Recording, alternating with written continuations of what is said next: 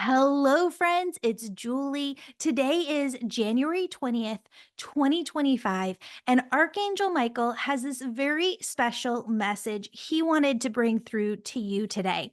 Friends, he says that so many of you are just really needing strength. So he wants you to know you're never walking this life alone, your path alone, no matter how hard life feels or how uncertain the road ahead might seem, your angels and spirit team are constantly with you, surrounding you with their love, guidance, and strength.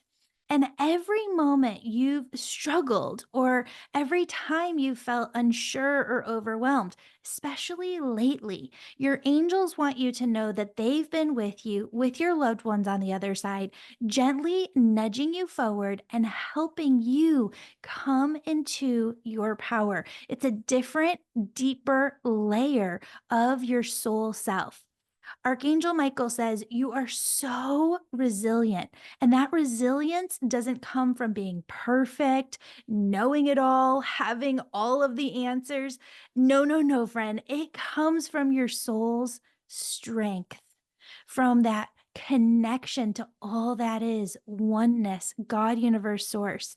And you are so supported by your heavenly team. They see the beauty in you, even when you can't see it yourself.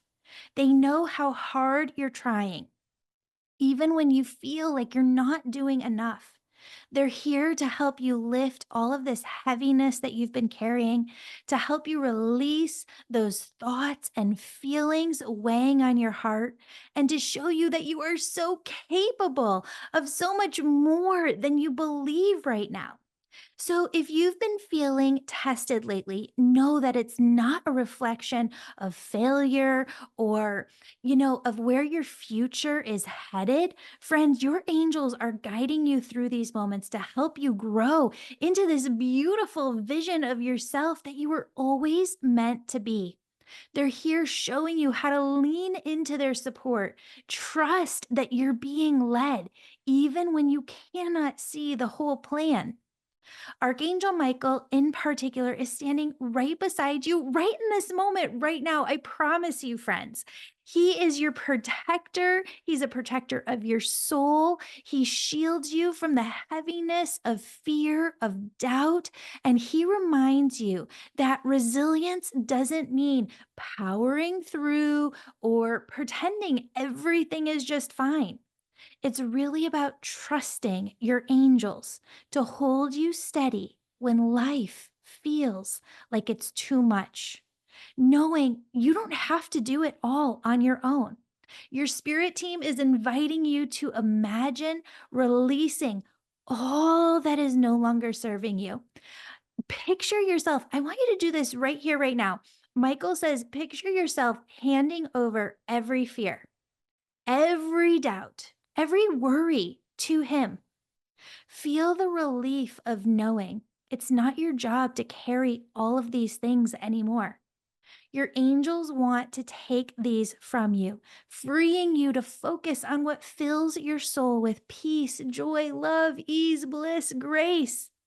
This week, as you listen to the Angels and Awakening podcast, and as you move through the energy of this week, notice the subtle ways your angels are speaking to you.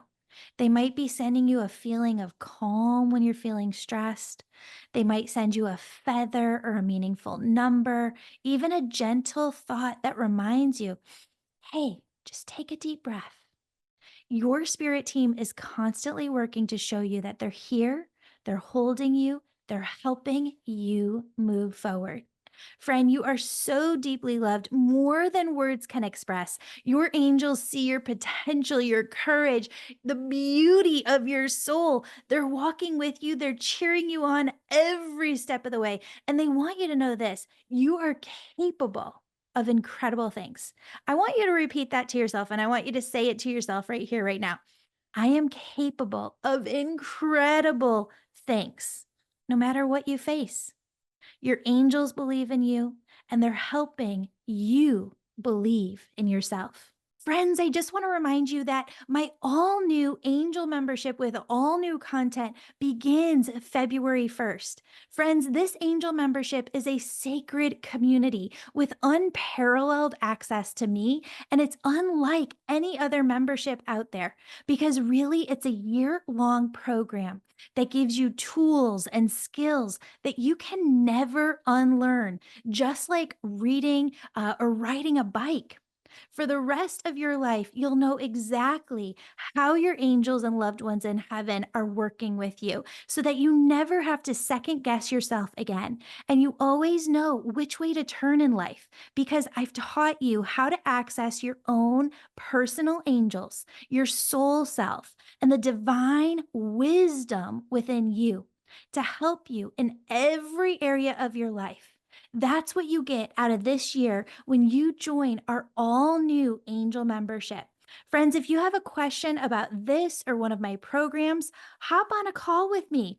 I have personal calls set up in the show notes below. All you have to do is press this little link in the show notes and you can book a personal call with me. I'll walk you through everything, and your angels and I will help you know which program and services is right for you. All right, friends, we have a beautiful episode for you today. It's all about deepening your connections. And really, friends, our angels say that our connections to other people are one of the biggest reasons why we're here. I'm just going to say this too. It's another reason why the angel membership is so special. I cannot tell you how many people, over 100, that I have heard say to me, Julie, I don't have anybody else to talk to about this in my life. Angels, loved ones on the other side, my spirituality. I don't have anyone else to talk to about it. And friends, we have so much community. I have spent the last 5 years studying community, studying how to bring people together, testing different things. And we've got down the magic formula now. We have a community for you to dive into. All new angel membership starting February 1st, and you are going to get so much out of this year. I hope that if you have any questions, you hop on a call with me so that, yeah, your angels and I can help you figure it out. Now, let's dive into today's episode. Hello, beautiful souls. Welcome back to the Angels and Awakening podcast. I'm your host and author, Julie Jancis. And friends, today we have Colleen Hildebrand. She's the new author of In the Ether. And friends, I can't wait for you to hear this story today because, a lot of times, Colleen and I were talking about this right before we jumped on. We are really trying to control what people come into our lives. Sometimes we're trying to control other people themselves. And in her new book, In the Ether, she talks about how her daughter had this young man come into her life. And this young man, I'm going to have you tell it, Colleen, but he's maybe not what you would have picked for your daughter, but your daughter comes to you and asks you to have compassion, kindness, and even be a mother yourself to this young man because he's lost both of his parents. And I want to start there if we can. Okay, thank you. Thank you for having me today and Yeah. for allowing me to tell this story. So, as you said, his name is Ryan, and he had a really hard time in that, as I mentioned to you, he had recently gotten into some trouble. He was a Marine. He was out one night. He was arrested when, in a blackout episode of PTSD, he punched an officer in the face, broke his orbital bone, and was eventually sentenced for 5 years in California state prisons. So at that point is when Abby asked me to be a mother to him. And that was something I was reluctant to do at first because when she met him, I was not in favor of the relationship because he was not only older, but he came from a kind of troubled past. And I was really resistant to it at first. When I met him, as I said, I give the whole story in the book. It crumbles. He was a wonderful person. And the fact that he spent time in prison makes me realize that not everybody who is in prison is genuinely a criminal. And I think that's another place for compassion. So I I hear Abby's request, and shortly after that, I have that experience where I'm driving and I hear a song, and when I turn the song off, I You hear gotta tell the song. I love that song. the Wonderwall song. by Oasis, The song, right? yes, it was Yeah. Oasis, Champagne Supernova, Champagne Supernova. Yes. and I turned the song off after becoming quite emotional for reasons that I could not fathom at the moment. But I turned it off. And then, as I was just saying my little morning prayers as I go into work, I heard "Be a Mother to Him." And there's a chapter in my book where I'm not going to tell you the title because I don't know what the language parameters are. But it was kind of crazy. And I admitted this to Ryan in a letter that I wrote him, and he wrote back to me that that was his mother's favorite song. So I considered that the first sign, first big sign that I got that this young man is someone whose life I was supposed to be a part of. He was supposed to be a part of mine. And I have learned so incredibly much because of my relationship with him. And Well, that this did. is Yeah, Right. this is so fascinating because what I believe 1,000,000,000% is that when you were in the car and you heard Champagne Supernova, for those who don't know, and I don't think that they've gone on tour in over 2 decades, if Mhm. not more than that, since like the 90s. Um, but I can just picture you in the car hearing this song, and the reason that you become emotional is because his mom is with you in that moment. Right. And it's that energy that she's bringing through, which I think she's the one who got through to Abby and asked you to ask that question. She was working it from the I other got side. goosebumps as you said that. I absolutely Mhm. believe that. So, in terms of like signs and synchronicities, that is actually one of the major themes in the book. And although it was written completely, and we haven't told your audience this yet. So it is an unintended tragedy in that Ryan suffered an accident that had nothing to do with his incarceration, with his childhood, with anything other than a misjudgment. And in a diving accident, he broke his neck and he was on life support for a while, a week or so. And when they removed him, he passed. But I also told you there were signs along the way. So one of the other signs that I took as we were writing back and forth, I had this idea for a very long time that my brother died when I was 19. My father died when I was 32. My grandfather also died when I was 32. And I've always associated mourning doves with them. And I know that mourning doves are usually in pairs.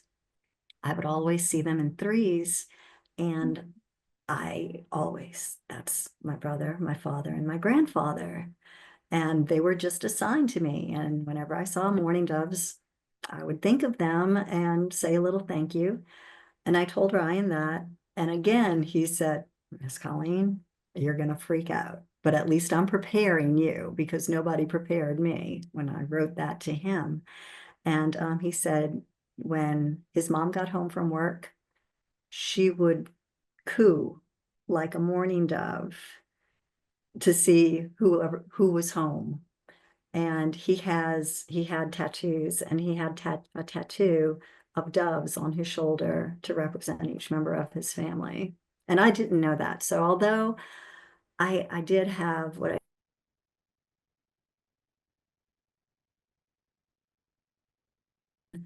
the most time I ever spent in his physical presence was when he was on life support in the hospital. So we had a relationship established through writing and occasional phone calls on weekends when he could make them while he was incarcerated. So that was yet another sign while he was alive. When he had his accident, Abby and I went to Phoenix, and almost immediately, this is strange, almost immediately, I began hearing him. He had not passed yet. He was on life Mm. support, but I felt like he was struggling. He was deciding whether he Yeah. was staying or going. And I've done so much reading over the past. This is 2 years old, all of this, the book's publication, as well as Ryan's death, which is almost 3 years old at this time. But I felt like he was transitioning in and out of his body, and I was Mm. hearing him. Abby felt the same way, but we didn't know that because we hadn't said it to one another until I talked to my other daughter who was at home and told her, Jen, you're going to think I'm insane, but I swear I feel like I'm hearing him. And she said, Mom, Abby told me the same thing. Oh. And so that was happening.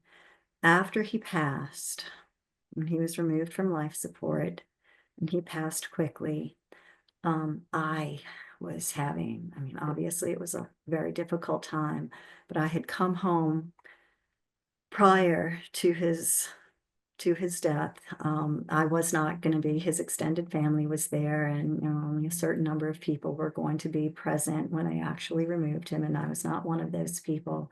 So I wanted to be home when that happened rather than alone, knowing that it was happening just so close and I wasn't present. So I would say almost the next day, I just started hearing to the point where I thought I was losing my mind. I'm still here. I'm still here. It got so bad that I went to the bookstore and I didn't know what I was looking for. I just wanted a book that could explain this. And having lost my brother and my father fairly young, I was familiar with visitation dreams, and I write about this in my book. I began with some of the most difficult aspects of my own life because I felt like I needed to revisit my own tragedies in order to understand what Ryan was going through as a young man that led him to this place where he could be arrested, um, diagnosed with PTSD apart from the Marines. And then, of course, he had seen some tragedies during his service as well. So I began with a reflection on my brother's death, which was a drowning when he was 19. When I was 19, he was 24. And then my father died of a sudden heart attack. My grandfather's death was a bit more, I hate to say, traditional, but it was a battle with cancer. Mhm. So I revisited all of those moments and talk about how when my brother died, I had a visitation dream that to this day feels unlike any other dream I've had in my life. I'm sure, you and your audience are very familiar with the difference that comes with the visitation dream. And then Mhm. when my father passed away, I had a similar experience to what I was having with Ryan, only it was more, I was told that my father had a heart attack while I was at work. And although someone offered to drive me home, I said no, I would be okay. And as I was driving home, which was about a 30-minute commute, I had a conversation with my father, and he told me it was time for him. Everything had been set right with people here. It was time for Mhm. him to see my brother. Their last time together was very, very tense, which I Mhm. also talk about. But I told him I understood and to move on. My sister had a similar conversation with him. She told him, don't go. So it Mhm. was just strange that we both had that conversation. So as I was having a similar experience when Ryan passed, I was like, this is not coincidence. This is familiar. I need to learn what this is. So I go to this bookstore and pick up Laura Lynne Jackson's The Light Between Us. Mhm. And it taught me what I needed to. And it's the first sign I asked for was a cloud in the shape of a heart. And boy, did I start seeing those. And, even as I'm seeing them, I'm like, well, they've probably always been here. I just haven't been looking up enough to notice. So I need something a little more detailed, a little more specific. I said, don't give me clouds in the shape of a heart, but give me a blue sky that is outlined with a heart. And one day, not too long after that, I was walking my dogs, and it was one of those crazy days, it's Louisiana weather, where in one direction it's blue skies and sun, and then the other direction is like oncoming doom, just black skies and a storm rolling in. So I was walking the dogs toward the storm, and all of a sudden there was this huge peal of thunder, and I was like, oh, time to turn around and head home. And I turned around and saw the most perfect heart in the sky. And I'm looking for it right now because I want to show you. Um, it was just, that was another tremendous sign. And I still get these and I post them on Instagram. Um, but they're unbelievable. And I got so many in the early months. I had a misdirected delivery brought to my house Christmas of that year, and it was from Ryan's Kitchen. And I also had, this is the, let me find a large picture. This is some of them, but this is the cloud, and you probably won't be able to see it quite exactly with the glare on the screen, but it it is just, I have it posted on my Instagram, but it is just, it was phenomenal to turn around and see that. Tell Um, everybody what it looks like. it is absolutely a perfect heart. Um, I just lost it, but it was just the clouds in the outline with the blue sky in the center. And I have continued to get those all the time. And I try to remember to kind of post them, and I always say a little thank you. So yes, I got those signs. And then you know how grief is, I'm sure. You're in and out so much. You have good days and bad days. And although although I feel like, I was managing it well, once I got the signs from in the clouds, I was like, okay, what if that is just coincidence? And you're always looking for a signier sign. Yes, Um, I get that. so I was like, okay, Ryan, the school year has just started. It's pretty rough coming off of everything happened over the summer. I said, please, let me know that you're with me by sending Orion across my path. And I had looked at, so immediately when I get to school, I look at my rosters, not a single Ryan in the hundred, however many students I was teaching that year. So I'm like, okay, well, maybe I'll just run into a Ryan somewhere. So the second semester began, and I had my rosters, still no Ryan. Well, we had a transfer student, and sure enough, his name was Ryan. So he didn't, physically remind me of my Ryan at all. But after I got to know him, I was like, so where are you from? And he said, San Diego. I'm like, "Hmm, that's where Ryan lived." And I said, so what do you want to do? And he says, well, eventually I want to be a firefighter.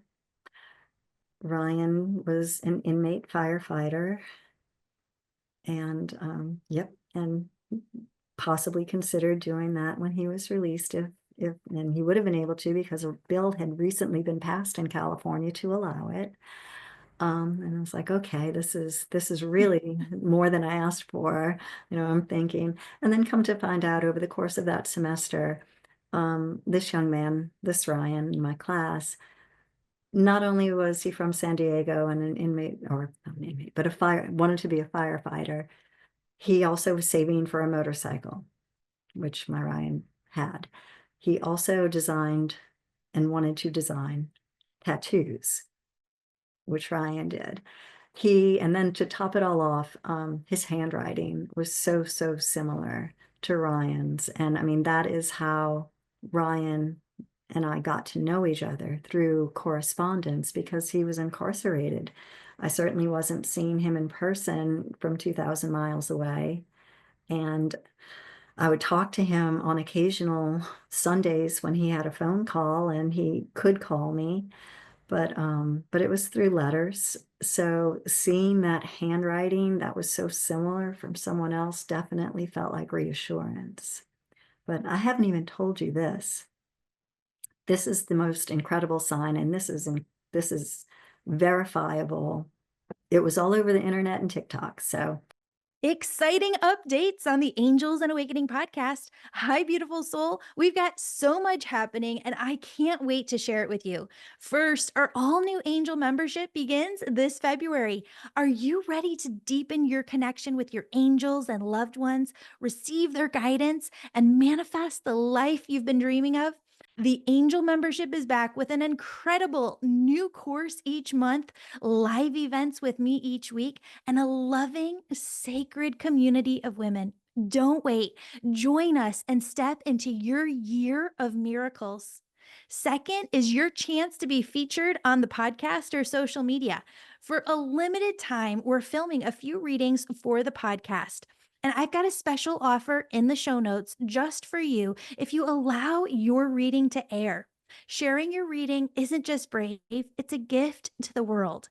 Hearing others' angelic guidance inspires and uplifts listeners, often helping them receive answers for their own lives. And now you can hear those readings on Thursdays. Third, the Angel Reiki School is back. Enroll and get a special bonus. If you've been feeling called to step into your spiritual gifts, help others heal, and work directly with angelic energy, now is the time. Our next online Angel Reiki School class begins on the first of the month.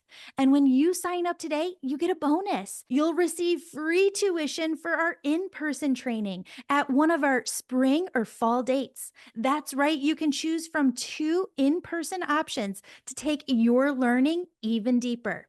Sign up today and you get access today. What's the difference between the membership and the school? The membership is designed to help you build your personal relationship with your angels so you always have access to life guidance from them. The school, on the other hand, is for those who feel called to become healers, certifying you in mediumship, angel messages, and energy healing all at once. These bonuses won't last long. Don't know where to start? Book a call with me personally using the link in the episode show notes, and your angels will help guide you to what's best for you. I'm so excited to work with you. Thank you for supporting me, this podcast. You can learn everything over at theangelmedium.com. Now we're diving back into the show, and at the end, I have an all new healing for you to connect with your angels. So I wrote the book prior to Ryan's passing, and I'm so thankful that he was able to read it. And that's one of the reasons I was so hesitant to change things about it. So other than, I suppose, a few like stylistic and grammatical choices, the content of the book is what it was when he was alive.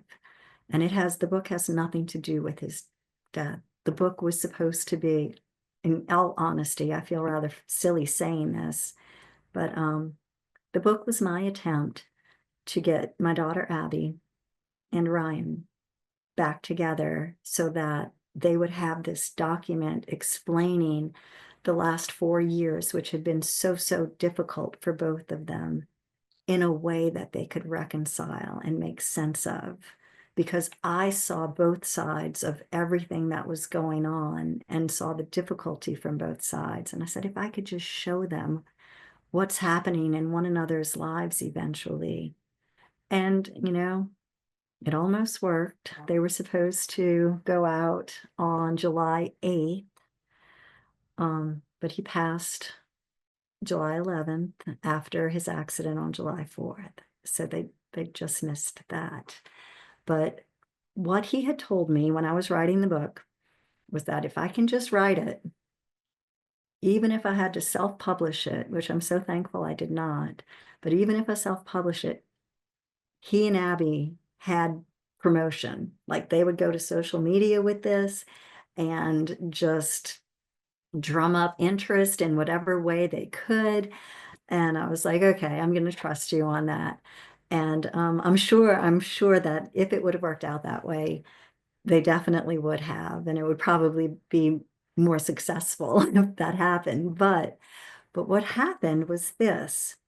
On the day that I received the first set of galleys, or the like proofreading for the hard copy of the book, it happened to be the anniversary, 1 year anniversary of Ryan's release from prison. Abby was at my house, um, and we had stepped outside, something completely unrelated. And while we were outside, there was a dragonfly that was just doing figure eights between us. And after Ryan passed, Abby got a dragon tattoo because I had painted for her a picture of a dragonfly, because she, during the course of Ryan's incarceration, she moved on with her life to a degree and was seeing someone else. And I was not in favor of that, because by that time, Ryan was my son. Ryan was, I loved him like my own child. And if he could have been my son-in-law, I couldn't have been happier.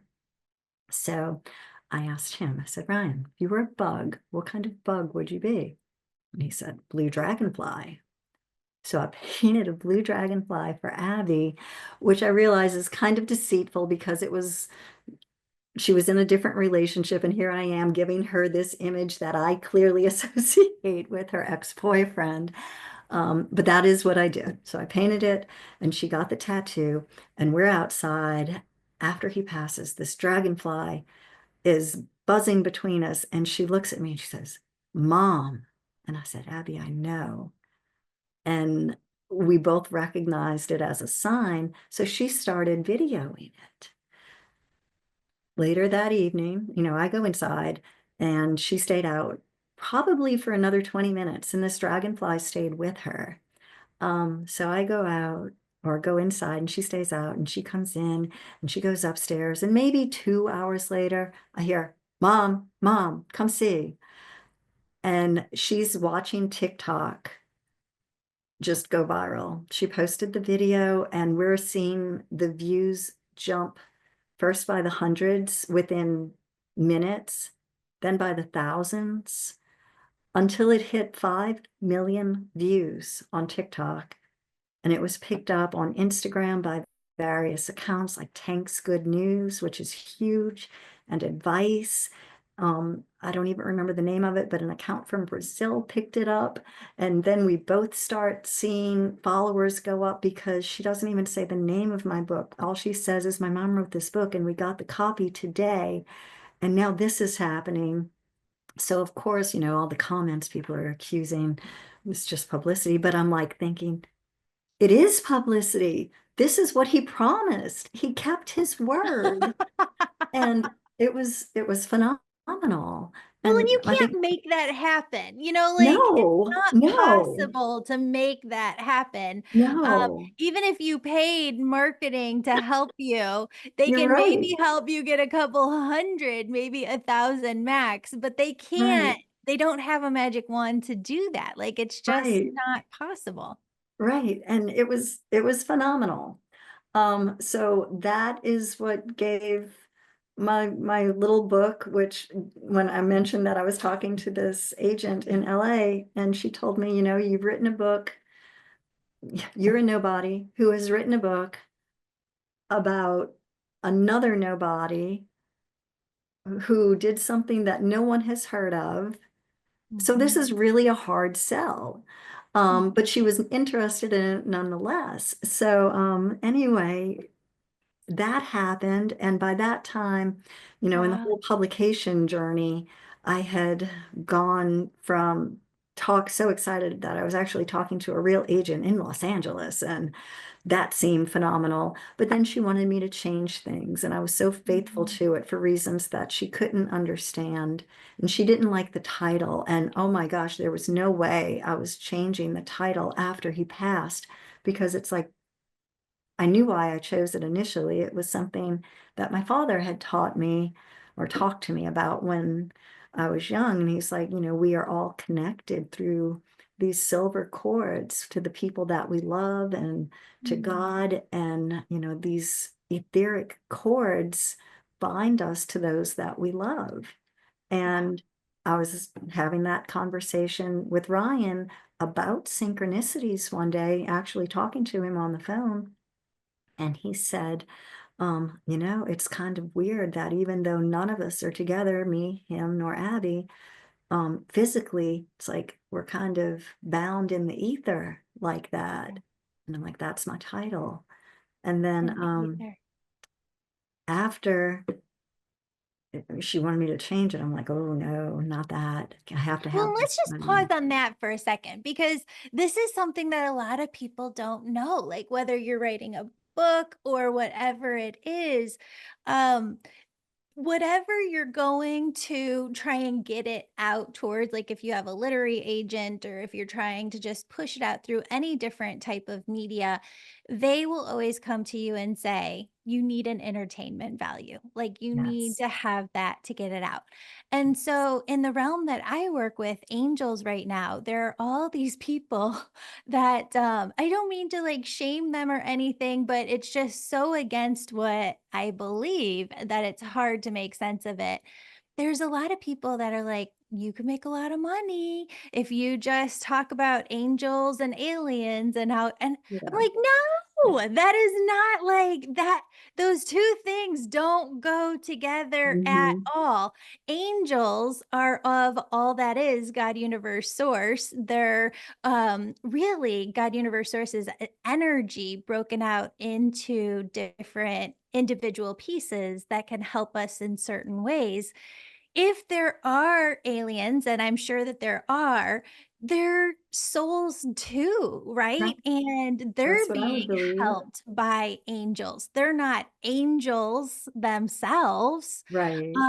And so I just want to take a pause and reflect on this because there's so many mediums too who just kind of get pulled in by the entertainment industry to talk about things in a ghosty way. I mean, that's the Yeah. other form of entertainment that they Right. want to pull it because ghosty and scary and even horror really Mm. sells a lot. Right. And Right. so they want to take you in that direction. And even when you look at it on social media, aliens get more hits, ghosts get more Yeah. hits. And so people want you to go in that direction to gain more followers. And that's what publishers want from you, right? They Right. want you to build up your following as big as possible to reach as many Mhm. people because for them, it all comes back to money and how much they can sell, which at the end of the day, everybody's, you know, gotta I want people, you want your literary agent to make money because they're helping support you. Everybody has a role, everybody has a job, and everybody deserves compensation. But let's not make things out to be what they're not, right? Right. Like if you Right. want to go the ghosty route, call a duck, and go that way. But let's not bring angels into it. And if you want to go the alien route, just call a duck, go that way, but don't bring the angels into it. They don't have anything. It's kind of one of those things that's been gnawing at me, and I just need to do an entire podcast episode about it. Yeah. But you talk to people who know the publishing industry or have published like you have, and it's all the same. And people need to understand that as well, that you have to hold strong to your values because the message that God universe source wants to bring through you because this is your role can't get, I don't know if tainted is the right word, or I understand what you changed mean. by other people I don't know, just to sell, Yeah. sell, sell.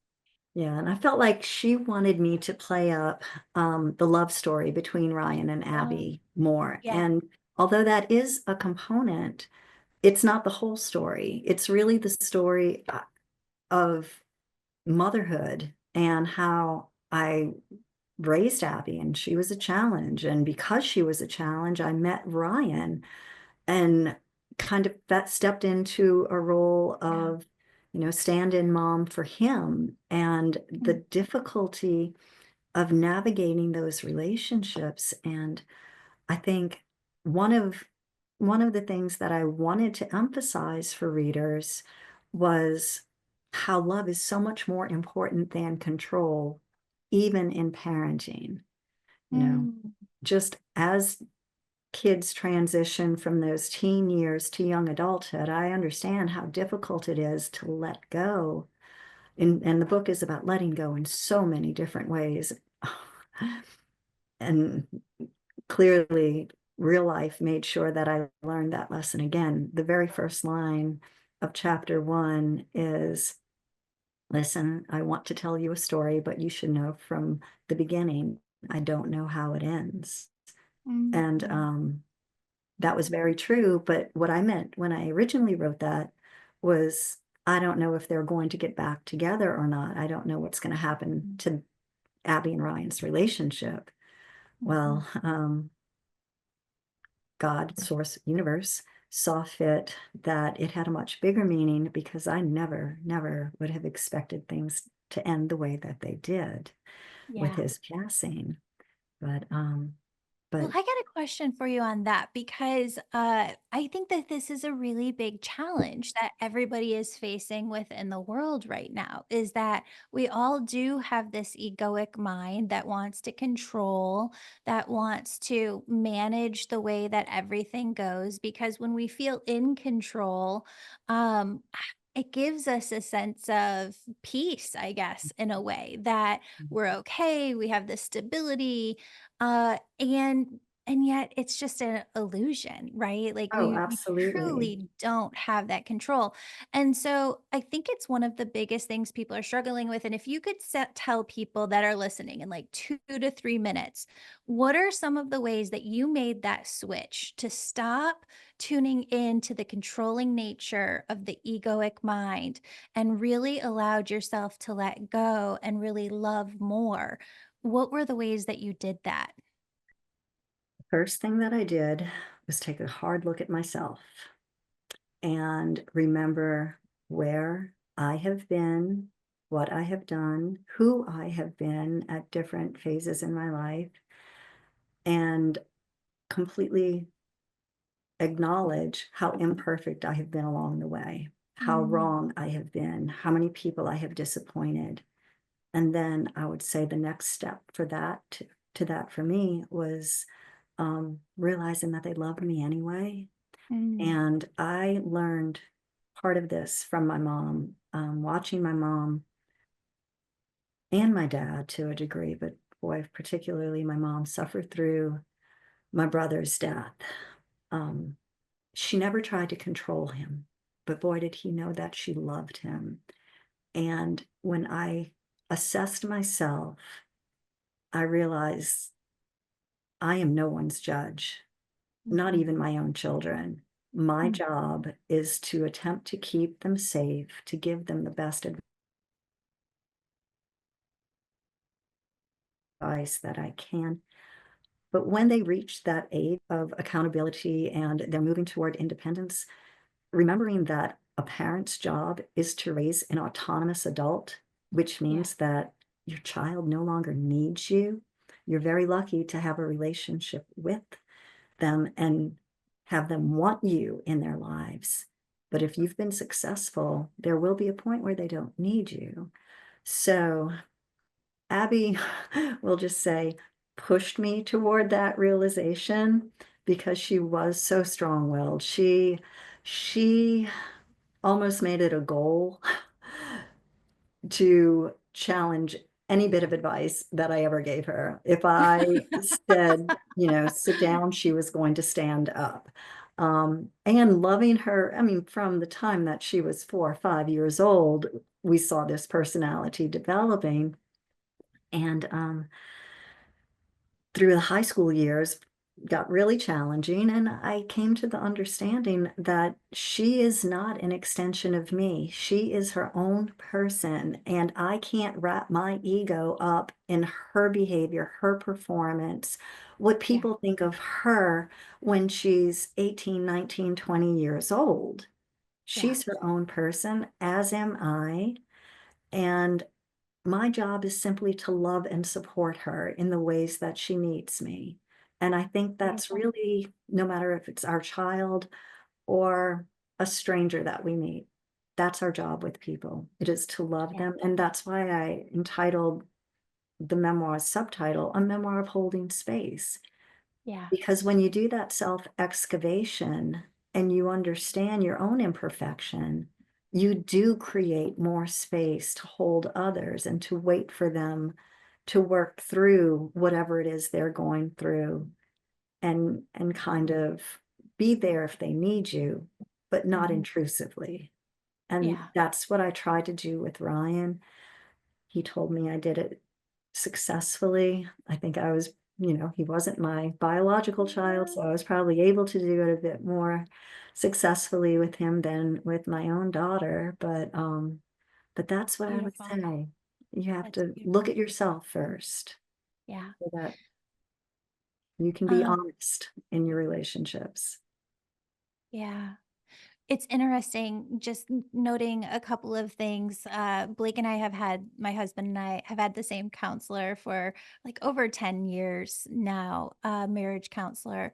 And he talks about how much he just loves science and he integrates science into everything that he does. But one of the scientific pieces is that every child, it's part of our like evolutionary DNA to better each generation. Mhm. Every teenager looks at their parents and wants to do things differently.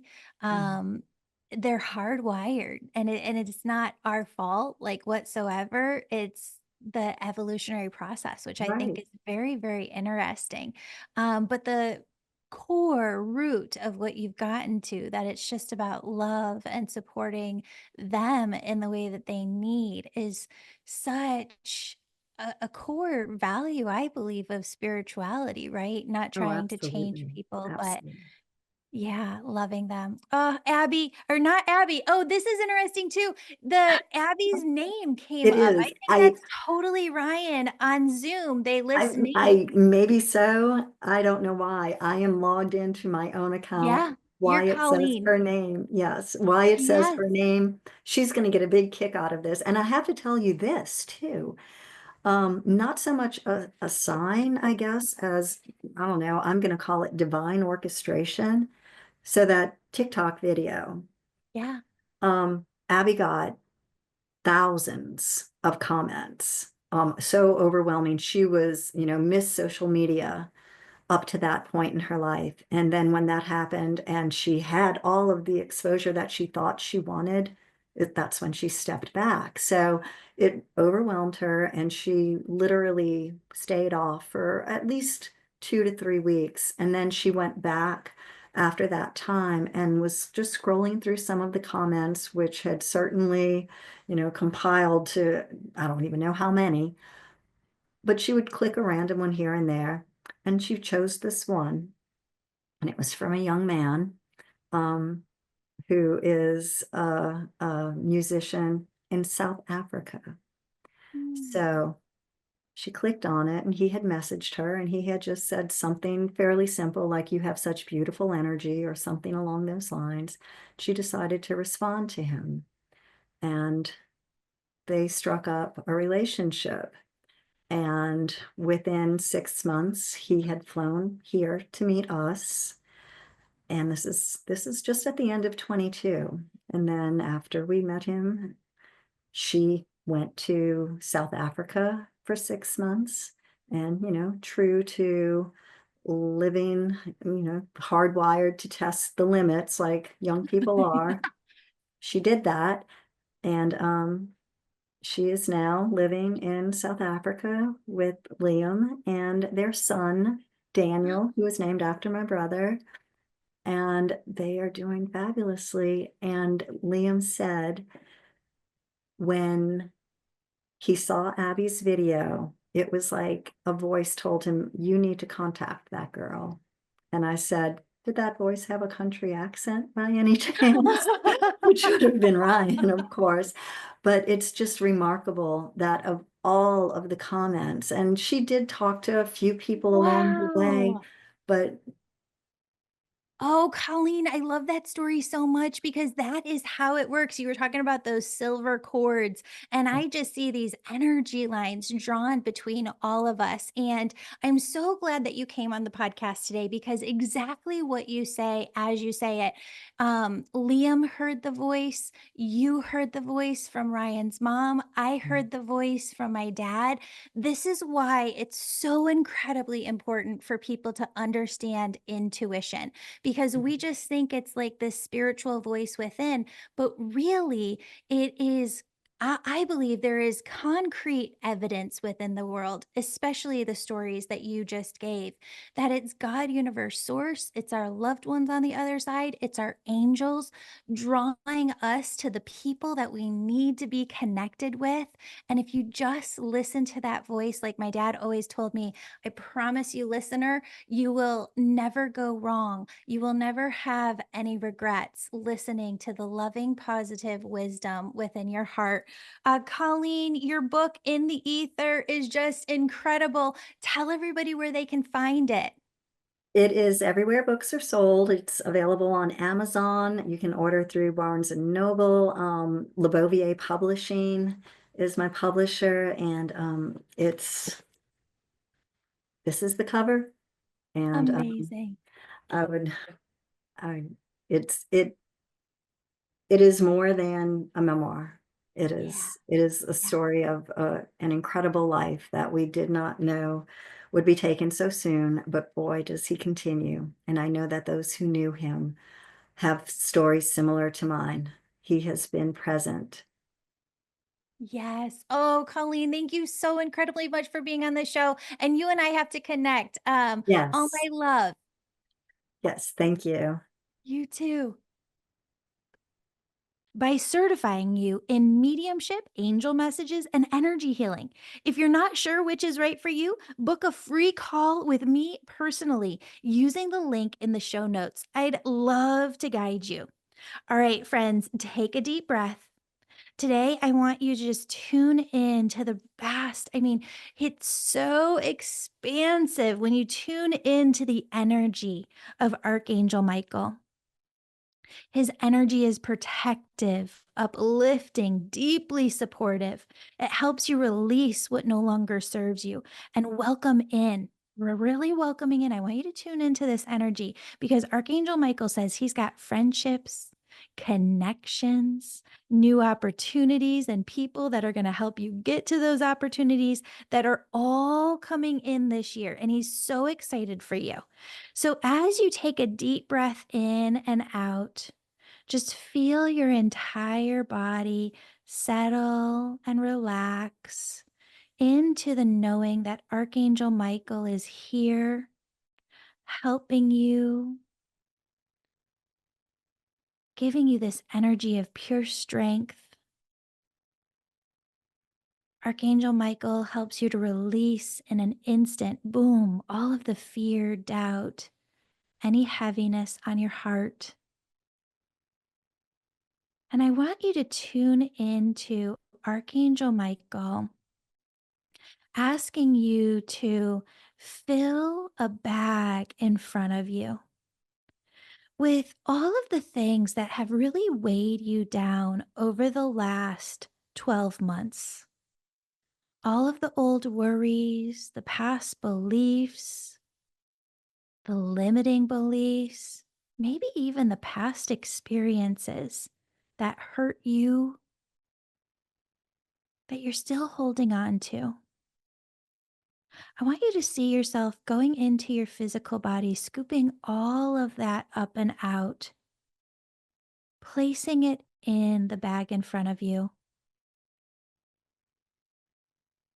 And when you feel like you've just all got it out of your body and into that bag, I want you to hand that bag to Archangel Michael, knowing that he's going to take it with care and transform everything inside into new energies that serve your soul, that serve your highest purpose. And as you hand this bag over to him, I want you to feel this relief of letting go of really what doesn't belong to you. As you do this, Archangel Michael says, you are safe, loved, supported. He says, I am here guiding you, welcoming you into a whole new chapter of your life with new connections, new opportunities, fresh energies, the right people, the right circumstances, all at the right time. Trust that you are ready for what is coming. All you need to do is stay open to the flow of life, to oneness, and allow these blessings to unfold in perfect timing.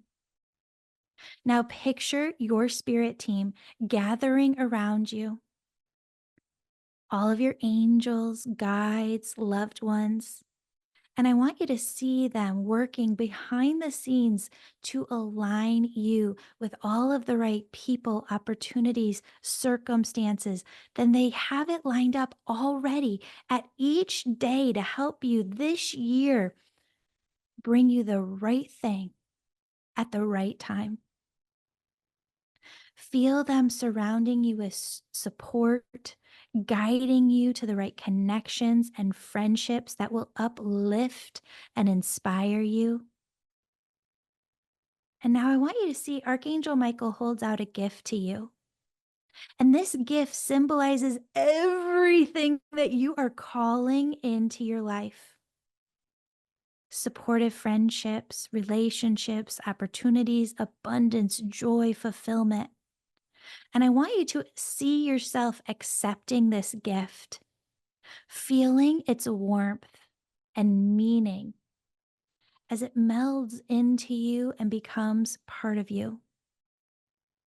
This is your reminder that you are worthy of these blessings, and they are already making their way to you right here, right now. So take a moment to fill yourself with gratitude. And imagine a gentle ripple of energy moving from your heart, signaling to the world, ooh, that you are ready to welcome new experiences, new connections. This ripple carries your intentions and aligns you with the right people and opportunities, ooh, that match your soul's desires. And as we part today, Archangel Michael leaves you with this message. You are ready. Trust yourself. Trust your angels. Trust the flow of life. Everything meant for you is on its way to you. All you need to do is stay open and believe that the universe is always working in your favor. Now, friends, I want you to take a deep breath in, a deep breath out.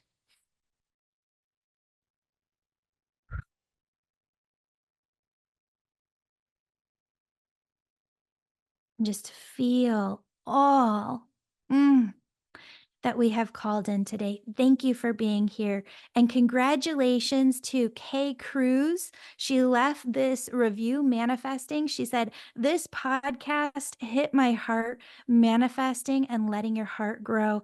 Julie is so sweet to listen to. Thank you. Oh, thank you, Kay Cruz. I've got a free session with your name on it for leaving this 5-star review. If you'd like to be entered to win next month, all you have to do is leave a 5-star review on Apple or Spotify.